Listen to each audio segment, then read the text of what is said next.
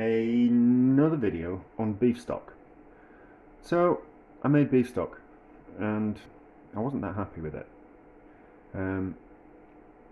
So I've been thinking about it, and I've been thinking about all the times that I've chatted to people about making stock over the years and their tips and advice, and my own thoughts on it. So this, let me think my way through this. So I could never. The first, I worked for a really good chef. He had 2 Michelin stars, and his idea on stocks were that you just use bones, no vegetables in there, just bones. Roasted them off, cooked the bones in the oven, roasted them into a pan, water, simmered for not actually that long. I think he'd only probably do, for a chicken stock, maybe 4 hours. For a beef stock, he might only do 10 hours, something like that. And I could see why he didn't put any vegetables in. His reasonings was that he wanted just the clean bone flavour of the stock, which is kind of quite interesting. But I didn't think that much of his stocks, if I'm perfectly honest. But I can kind of understand why. So what happens is that if you have bones and vegetables in a stock, what happens is the stock takes on the flavour of the bones and the vegetables, but the vegetables also take on the flavour of the stock. So therefore you lose flavour from the stock. So I suppose his idea was that you just get that clean bone flavour without losing flavour to the vegetables. You also miss out on the flavour of the vegetables, but I think that was something he was willing to kind of quite do. And then I was chatting to another chef, and he'd worked with Gary Rhodes, who was a famous British chef. He died sadly a few years back, and he said that Gary made the best stocks that he'd ever worked with. And what Gary used to do was roast the bones off, roast the vegetables, and get a really good colour on the vegetables, like onions in half, and then expose side down in the roasting tray, root it out like that, leave the skins on for colour, because you can make a dye out of onion skins. So left the skins on, slow roasted the onions separately from the rest of the vegetables till the onions were really caramelised and almost falling apart. Then he would do layers of vegetable bone, and top in the stock pan, bring it up to cover it with water, bring it up to the boil, simmer it for 12 hours. Take the stock, drain the stock out of the pan, and then refill up the pan with water and boil again for another, or simmer gently again for another 12 hours. And then combine the two stocks and reduce them down to, reduce it by half. So it kind of, and I kind of quite, and I understood it. I didn't understand it at the time, but I understand it now. And what he was doing by simmering the stock for a second time in a fresh batch of water, he was taking all the flavour that had seeped into the vegetables from the beef bones and the other vegetables, and he was taking that out. The water was taking that flavour out of the vegetables, because if you cook, from simplest points of view, once you cook vegetables in a stock, like a stew or a casserole, those vegetables take on the flavour of the stock that you use. Same kind of principle. But if you were to take those vegetables out of the stock and then re-simmer them in water, that flavour from the vegetables would be then leached out into stock, and then you could discard the vegetables. So I was kind of like, well, that's kind of quite an interesting type of thing. And then I was chatting to another chef who'd worked somewhere in France, he wouldn't tell me, and the guy that he worked with in France didn't use bones at all, just made a vegetable stock through caramelisation, and he said it was one of the best stocks that he'd ever worked with, and exceedingly cheap as well, because you didn't have to buy the bones, it was just vegetables. So, and he kind of said it tasted like it was like a meat stock, remarkably. So all those, I found these things out years ago, and they've always been in the back of my mind, and I've always kind of thought about things, and I understand why the 3 different chefs did made the stocks in 3 different ways, and I'm kind of quite curious. So the last stock that I made was just bones, and it was wasn't that impressive. Wasn't that impressive. So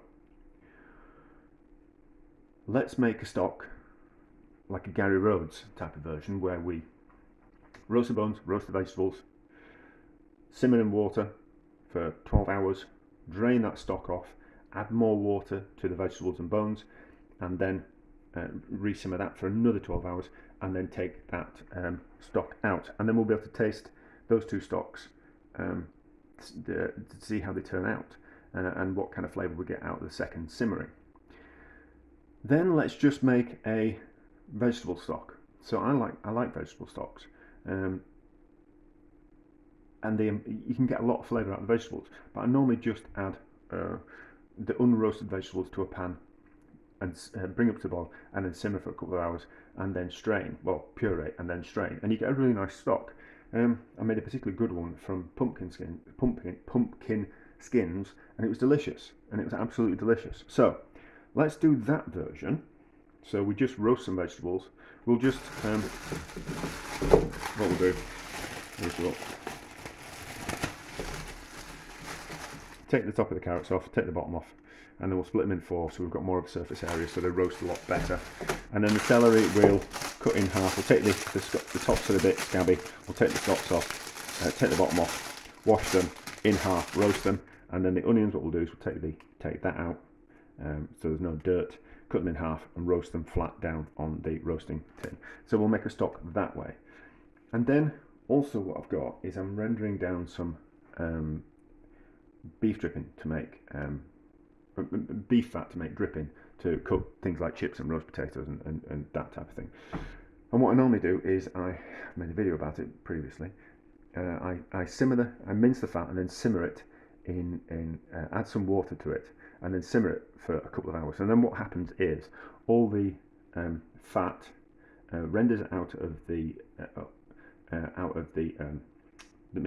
fat. All the dripping renders out the fat, and what you're left with is a liquid underneath, which takes on a little bit of flavour, and like the gelatin and the connective tissue and the collagen and all those type of things from the fat. So I'll have that jelly. So then let's make a third stock where we roast the vegetables and use that jelly as the basis as the water. So we'll have one with just a vegetable stock with just the water, and then we'll have a vegetable stock with the jelly. So, and then I'm kind of quite curious to kind of see how that kind of turns out. That, like, what actual flavour are we getting out of the bones? Because I don't think that we're going to get much flavour out of a bone. I could never understand what kind of flavour we're getting out of it. And it might just be the fact that all we're really getting out of a beef stock bone is the caramelisation of the any kind of fat that's on there. So the brown, we'll get the brown kind of tinge to it, caramelisation flavour, and then the flavour from the kind of like jelly. So maybe that's the only kind of flavour we'll get out of there. But anyway, so that's what I'm going to do. We're going to roast everything off, get it nice and charred, and then we'll make 3 separate stocks, and we'll see how they turn out. This is purely for my own interest.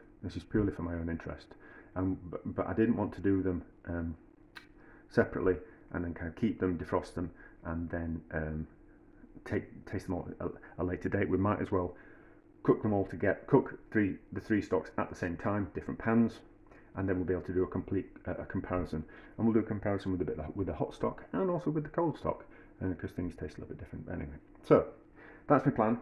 Roast some things off, and then we're back. We're ready to put things in pans and simmer and all that kind of thing. But so a bit of a long introduction. I'll put some timestamps in as always, and then you can fast forward to the bits that you're interested in, if you're interested in, or that I'm interested in.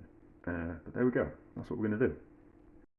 Right, I have roasted the bones. As you can see, nice and roasted, and I've roasted the vegetables. So the onions are in the bottom, and there's bones in the bottom. So let's put these roasted vegetables. Let's put those in there, and let's put those down there, and then we'll put bones on top, and then top up with cold water, not hot, cold water, and then simmer, bring up to boil, and then simmer gently for 12 hours, something like that. But we'll see, we'll give it a taste. How far the bone's going to fit in. We'll see, it might press down a little bit. We'll see how we go. If they're poking out the top, it doesn't matter. As long as we can get to, jam that down there. As long as we can skim on the top, we should be fine. So that's that. And then these are the roasted vegetables. So one of them, I'm not going to put them on just yet. We're going to get the other stock going first, because they're only going to take a couple of hours. And I've got the, where is it? Oh, it's up here.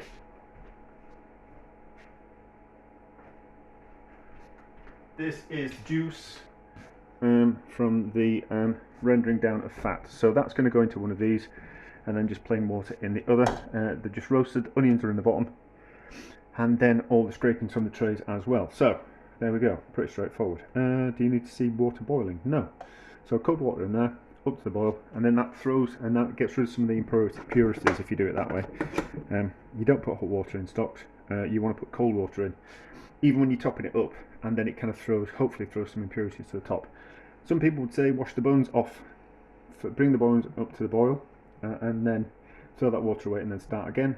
I'm not going to do that, because I think we'll wash off lots of the flavour from the caramelisation if we do that. So, but if it doesn't work, well, we can always have another go at another date. So easy peasy, eh? Right. So the bony stock has had 12.5 hours, something like that, and then these the vegetable stock, and the vegetable stock made with the jelly, like the meat jelly type of stuff, from the rendered down fat, is that one there. They've had about 3 hours.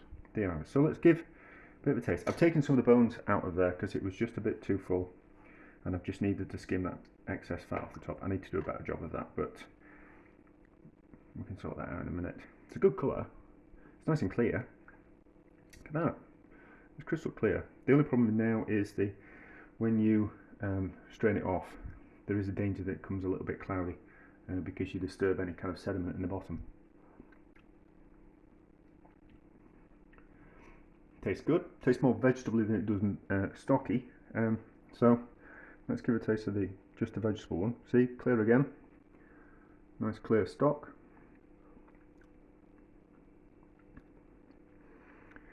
That tastes better than that. That's probably because it's got a lot more vegetables in it. It's kind of quite interesting that when you roast the vegetables, they lose moisture from them, so they become smaller. And then when you put them in water and bring them back to the boil, they then suck up moisture. So I think, well, what we'll do is we'll taste the stocks first, and then we'll taste the vegetables that are in the stocks, and then we can kind of see. So this was I think this one will be the best. This one will be this was the jelly stuff and the roast vegetables.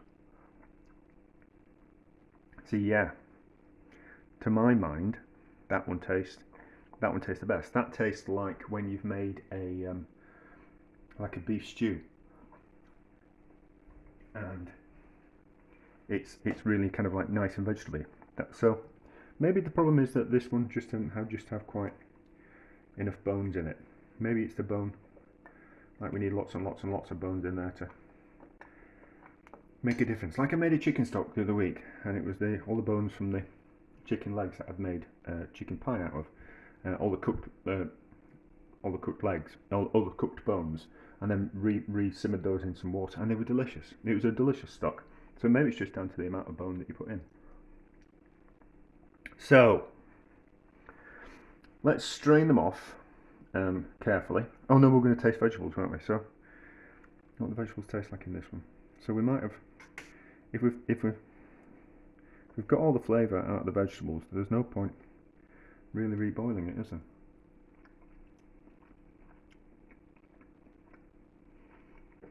And there's not much flavour in those vegetables.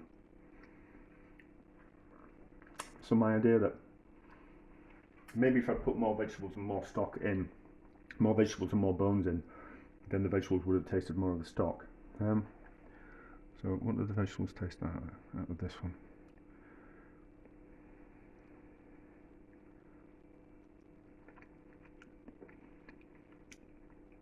No, not kind of given up most of their flavour. And what about this one?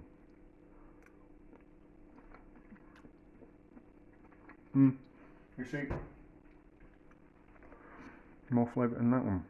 Well, I will strain that one off, and then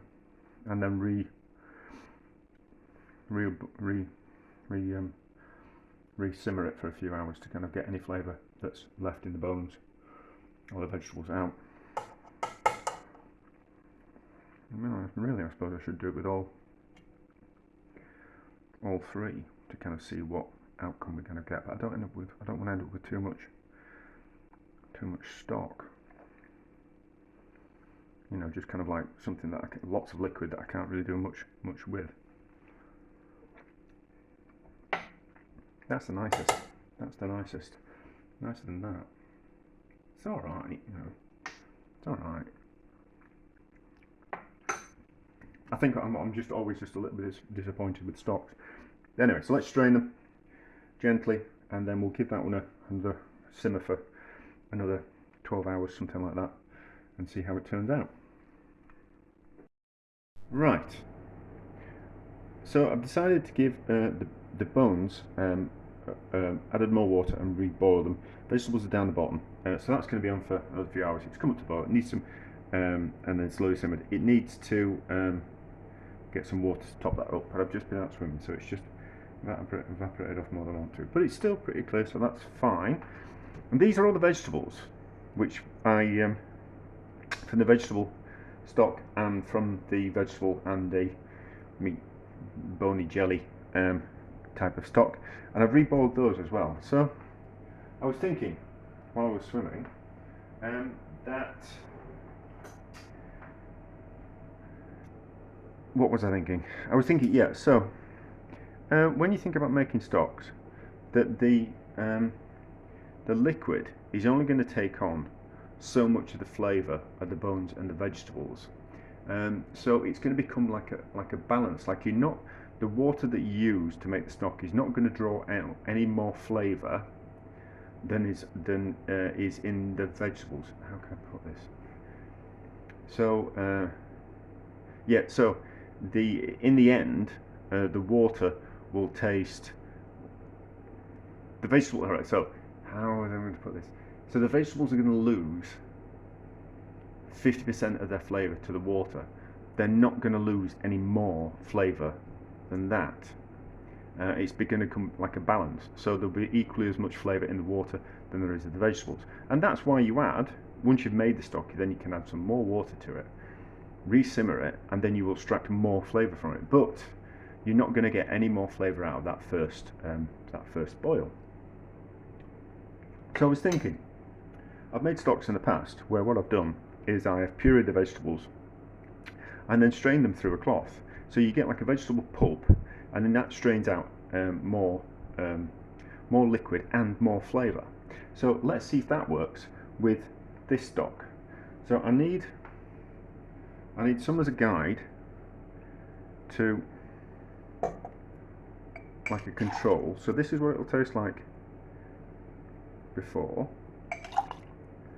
It's had 2-3 hours simmering, so we're not going to extract any more flavour out of that. So that's the kind of control. So let's puree this, and then we'll put it through a sieve with a cloth. So like my stained old cloths that I've got that I strain everything through. I'll puree it, and then just with the hand blender, and then we'll strain it through the cloth, and we'll see if we get any more flavour out that way, just as an interesting comparison. And then that kind of leads us, it gives us more to think about stocks and how to make a potentially the best stock that we can. And I've already had some thoughts on that, but I'm just curious. So that's going to carry on cooking, and then we're going to puree these down, and then we'll have a look when it's all pureed through, we'll have a what we call it. We'll kind of have a look at it and see what the flavour's like. Stock is, it's had 12. No, it's had more than 12. It's probably had about 15. Yeah, probably had about 15, something like that. So,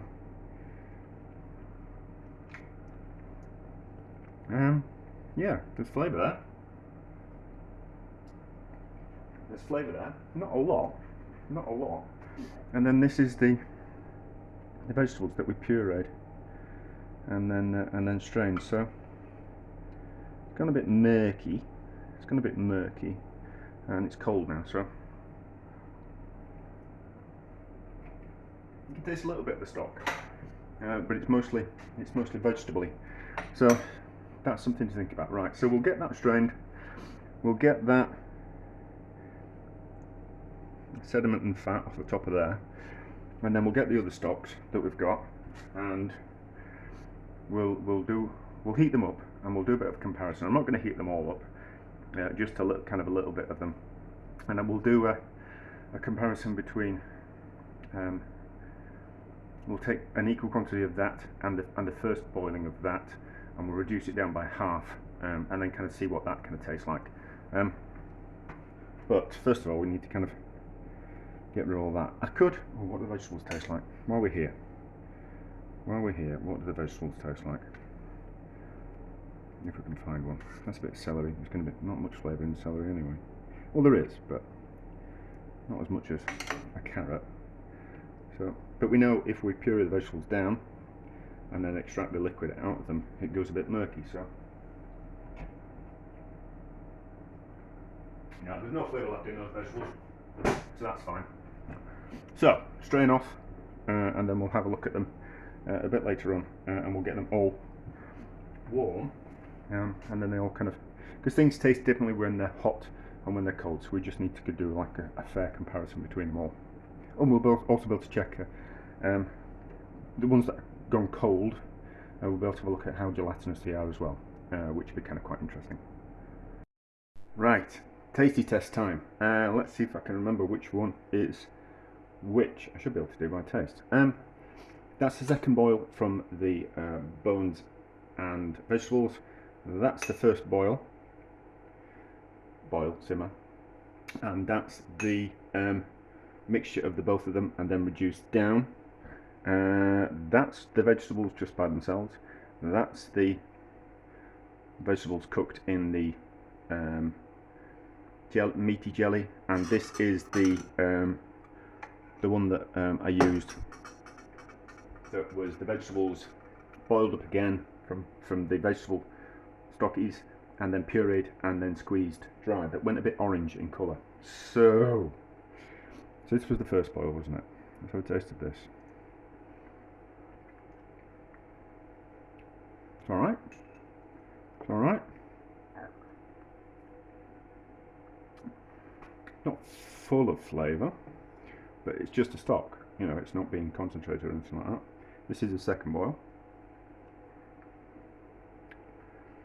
Yeah, less flavour to it, but still flavour and colour. So I'm always a little bit disappointed with beef stocks, if I'm honest. I'm always just a little bit disappointed. But anyway, so this is the one that's a mixture of them both and then reduced down to half its volume. See, that's much nicer.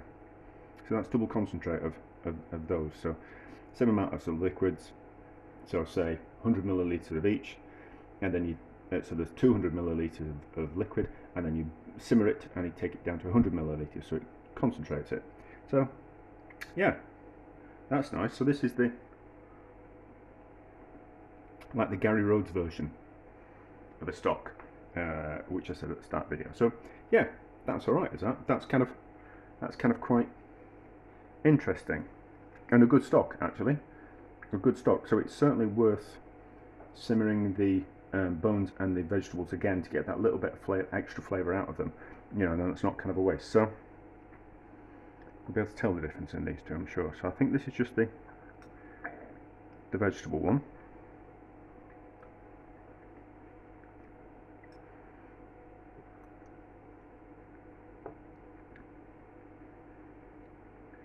you know,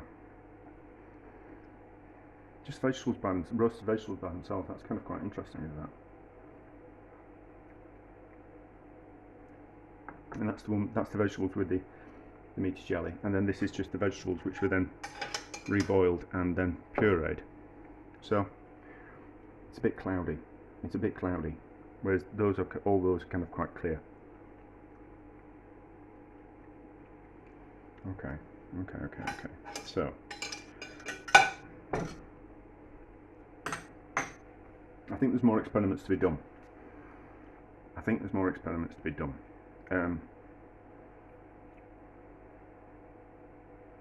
Yeah. I think this is. I'm not gonna. This video is gonna get too long if I carry on adding more things to it. But I'm curious to know about roasting the vegetables and cooking them in the. Okay, right. Let me rethink this. Right. So I want to do an experiment where I do these two again, but then what I want to do is I want to puree the vegetables like I did with that, and then squeeze out the excess, squeeze out the juice from the vegetable pulp. I'm curious about that. I'm curious about what kind of result we'll kind of get from that. I think we'll get a really nice tasting stock, certainly from the one that had the jelly in it. I think I have got some more of that jelly as well, so that's something I can do quite relatively soon. Obviously not at the moment because I'm just fed up of making stocks. So I'm curious about doing that with those, and then I'm curious about making a vegetable stock like we did there, where we took vegetables, pureed them to get the flavour of the vegetables, and then add that to bones, and then so then with the vegetable stocks, I'm curious to the meat stocks. I'm curious to make a vegetable stock, and then slowly simmer the bones in it to see what that happens, and then I suppose curious to roast some bones. Make a stock without any vegetables in it. No, I'm not actually. Yes, I am. I've got to do that experiment. So roast some bones, and then make a stock without any vegetables. Then take that stock and then cook some vegetables in it, and then puree them and squeeze the excess juice out of them. So I'm kind of quite curious to do that, but that will be at a later date, and then we can have a decide about which is kind of like the best way to make a stock with extracting as much flavour out of it as possible, as quick as possible, and I'll kind of get in the best kind of flavour. To be honest, I think this one that has the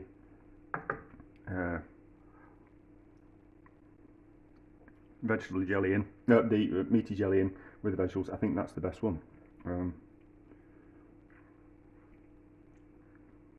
that's a nice clean stock, but I could do with a bit more flavour of vegetables in it. But anyway, so as always, there's more to be done. I never really kind of get to the end. There's always another experiment to kind of do, but I know what I'm going to do next, and I've been kind of quite interested. So I did think of something that I needed to put into the video. So I think when I was working for my old boss, and we just used to use bones to make stock, there was always a danger that it tasted a little bit burnt. If you're just roasting bones and then making a stock that way without any kind of vegetables, there was always a danger that it tasted a little bit burnt, a little bit bitter. And I think the vegetables, the sweetness of the vegetables, compensates for that.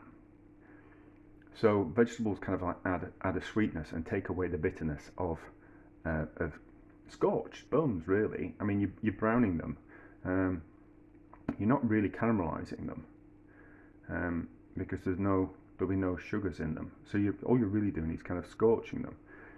So, but to take that bitterness away, obviously the vegetables would have what we call it would have done that,